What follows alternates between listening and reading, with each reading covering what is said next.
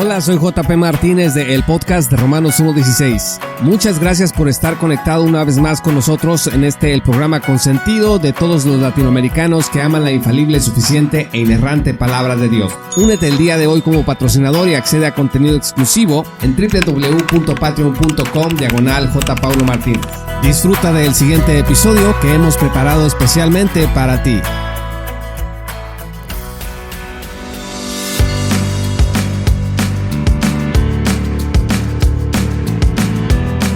Si yo le pregunto a usted cuál es el propósito por el cual fue creado el varón, probablemente usted me responda que fuimos creados los hombres para la gloria de Dios. Ahora, si yo le pregunto a usted para qué fue creada la mujer por Dios, allí como que probablemente no sea tan fácil responder. A lo mejor me cita usted la parte de Génesis en donde dice que fue creada como ayuda idónea del varón, y tendría razón al hablar de ese propósito.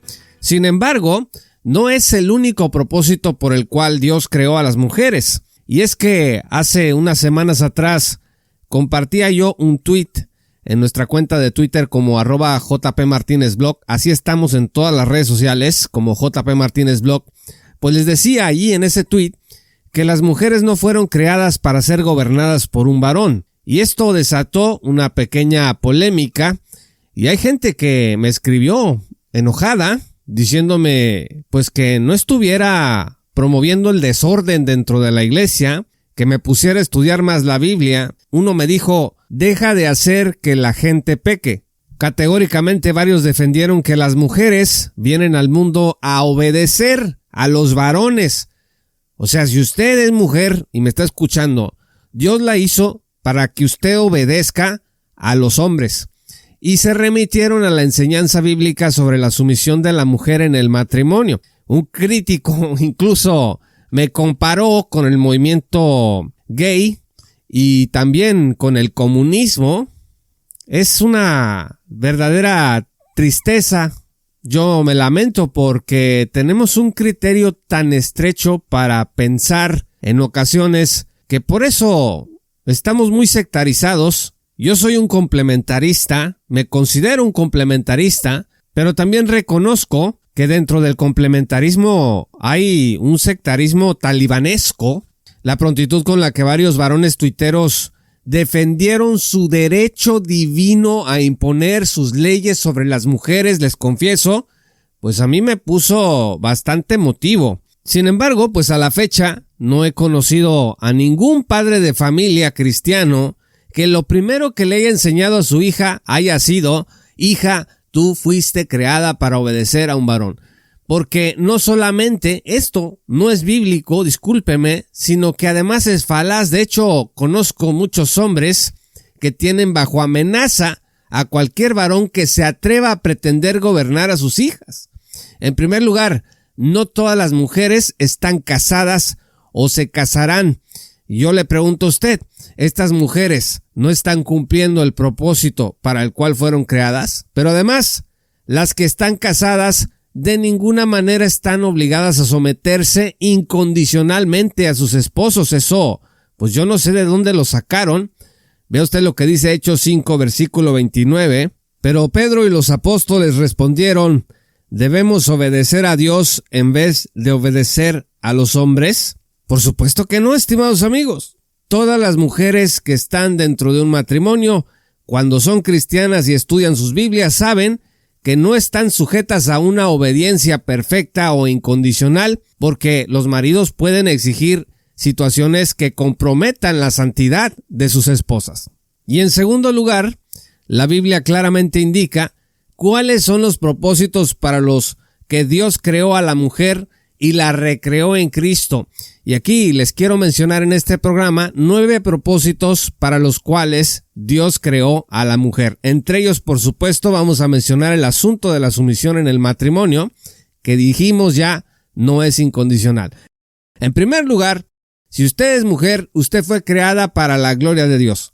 Isaías 43:7 dice, a todo el que es llamado por mi nombre, y a quien he creado para mi gloria, y a quien he formado, y a quien he hecho. Usted fue creada para la gloria de Dios. Su esposa, su amiga, su hermana, su hija fue creada para la gloria de Dios. Número 2, fue creada para conocer a Dios y a Cristo Jesús. Juan 17, versículo 3 dice, y esta es la vida eterna, que te conozcan a ti, el único Dios verdadero, y a Jesucristo, a quien has enviado. Así que es muy importante para cumplir el propósito para el cual usted fue creada, pues que conozca a Dios y a Cristo, al Dios verdadero. En tercer lugar, fue creada para vivir una vida de santidad. Primera de Pedro 1, versículos 15 al 16 dicen, sino que así como aquel que los llamó es santo, así también sean ustedes santos en toda su manera de vivir. Porque escrito está, sean santos porque yo soy santo. Si usted como mujer no está procurando una vida de santidad, pues Dios le llama a buscarla, porque fue creada para vivir una vida tal. En cuarto lugar, usted fue creada para servir con sus dones a la iglesia. Romanos 12, versículo 4 al 7 dicen, pues así como en un cuerpo tenemos muchos miembros, pero no todos los miembros tienen la misma función, así nosotros que somos muchos, somos un cuerpo en Cristo e individualmente miembros los unos de los otros, pero teniendo diferentes dones según la gracia que nos ha sido dada, usémoslos. Subraye eso, usémoslos. Si el de profecía, úsese en proporción a la fe, si el de servicio, en servir, o el que enseña, en la enseñanza. Usted puede seguir leyendo allí cómo está usted llamada a usar sus dones en el servicio a la iglesia. 1 Corintios 12 también nos habla al respecto de manera bastante puntual. Y Efesios 4:7 dice, pero a cada uno de nosotros se nos ha concedido la gracia conforme a la medida del don de Cristo.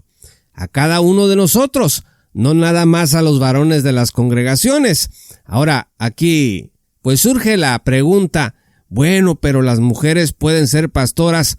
Yo creo que las escrituras dicen con claridad que solamente los varones están llamados al ministerio pastoral. Pero fuera de eso, a la predicación, a la enseñanza, a la evangelización, al servicio, todas las mujeres están llamadas a servir. De hecho, hay un caso de una famosa predicadora tejana que se llama Joyce Meyer. Ella, pues en el movimiento neocalvinista es muy despreciada. Se piensa que es una especie de Jezabel, los más radicales, y se le ha acusado pues de enseñar cosas que no son conforme a la verdad, pero sobre todo de estar ejerciendo una función que no le corresponde como mujer, que es la de la enseñanza dentro de la iglesia. Pero saco a colación el caso de Joyce Meyer porque ella, cuando empezó con este llamado a predicar la palabra de Dios, la iglesia en la que formaba parte se opuso. Le dijeron que no podía, le dijeron que no era su tarea. Ella de por sí ya había estado luchando pues con el amor propio porque lamentablemente, como ella misma ha indicado en sus predicaciones, fue víctima de abuso sexual junto con su hermano. Lamentablemente su hermano se suicidó y bueno, ella tuvo que atravesar por un proceso de sanidad. Usted puede decir, como se dice en estas discusiones, ¿y eso qué tiene que ver con la enseñanza y la usurpación del ministerio de la enseñanza en la iglesia? Las mujeres no deben enseñar a los hombres. La cosa es que Joyce Meyer logró salir adelante y realizar esa vocación que tenía como maestra de la palabra de Dios. Yo no sé si ella es considerada pastora en algún lugar, pero la enseñanza dentro de la iglesia, a varones, a mujeres, a niños, adolescentes, es un llamado de Dios para las mujeres también. En Twitter me encontré una vez una cuenta bastante severa con las mujeres que se quieren salir del huacal, vamos a decirlo así, de lo que el neocalvinismo enseña, o partes del neocalvinismo enseñan acerca del lugar de la mujer, pues que tiene que estar en silencio, que su llamado es estar en casa, a cuidar de los hijos, que está mal que pues tengan que salir a trabajar y descuidar el hogar, y muchísimo peor que en la iglesia pretendan enseñar u ocupar lugares de poder eclesiástico. Pues esta cuenta pues todo el día se la pasa enseñando y exhortando a los varones cómo deben de ser las cosas. Y si un varón llega y le quiere refutar lo que ella está enseñando, ella con las escrituras sale y le dice a los hombres: estás equivocado, las cosas no son así, las cosas son así, esto es lo que tú debes de creer y esto es lo que no debes de creer. Entonces, la verdad que a mí me da risa cuando dicen: bueno, es que yo aquí en mi cuenta de redes sociales no estoy ejerciendo una autoridad sobre los hombres, por favor. Pues es cuestión entonces que de semántica, pero yo veo a muchas mujeres exhortando a los varones en las redes sociales, diciéndonos qué debemos de creer, cómo debemos de creerlo, cómo debemos actuar, cómo no debemos de actuar, pero al mismo tiempo están promoviendo un discurso diferente a lo que están practicando, en donde aparentemente las mujeres no tienen ninguna autoridad sobre los varones. El quinto propósito por el que usted fue creada es para disfrutar de las maravillas de la creación. El Salmo 40, versículo 5 dice: muchas son, Señor Dios mío, las maravillas que tú has hecho, y muchos tus designios para con nosotros. Nadie hay que se compare contigo. Si lo anunciara y hablara de ellos, no podrían ser enumerados. Las maravillas que Dios ha hecho son muchas y están allí para que usted como mujer los disfrute. Para eso también Dios la creó y creó todo a su alrededor. Número 6, fue creada para amar y ser amada dentro y fuera del contexto matrimonial. Juan 3:16 dice que de tal manera amó Dios al mundo que envió a su Hijo unigénito para que todo aquel que en él cree no se pierda, mas tenga vida eterna. Ahí mismo en Juan 13, versículos 34 al 35 dice: un mandamiento nuevo les doy, que se amen los unos a los otros, que como yo los he amado, así también se amen los unos a los otros. En esto conocerán todos que son mis discípulos, si se tienen amor los unos a los otros. Y bueno, ahí está incluida usted. Así como usted debe de amar a los demás también están llamados por Dios a amarle, a respetarla, a reconocer el valor que usted tiene como mujer, como persona, como criatura creada a imagen y semejanza de Dios. Si alguien le está faltando al respeto, si alguien le está humillando, bueno, pues usted tiene que hacer algo, porque ese no fue el propósito para el cual Dios la creó como mujer. Y Efesios 5, versículo 25 dice: maridos, amen a sus mujeres, así como Cristo amó a la iglesia y se dio él mismo por ella. El esposo de usted, si usted está casada, está llamado a amarla, a protegerla, a cuidarla, a respetarla, a acompañarla en la realización de todos los propósitos que las Sagradas Escrituras tienen para usted como mujer. Y alguien puede decir, pues, ¿cuáles son sus responsabilidades? Bueno, no, que el macho que hay en nosotros no salga en este punto del programa, porque todavía no terminamos. El séptimo propósito es que fue creada para proclamar las buenas nuevas de salvación y hacer discípulos en todas las naciones. Mateo 28, versículos 19 al 20 dice: vayan pues y hagan discípulos de todas las naciones, bautizándolos en el nombre del Padre y del Hijo y del Espíritu Santo, enseñándoles a guardar todo lo que les he mandado, y recuerden, yo estoy con ustedes todos los días hasta el fin del mundo. Esta gran comisión es una gran comisión que también le corresponde a usted como mujer cristiana, como mujer de la iglesia. 2 Corintios 5, versículos 20 al 21 dicen que usted está llamada al ministerio de la reconciliación. Por tanto, dice la Escritura, somos embajadores de Cristo. Usted es una embajadora de Cristo.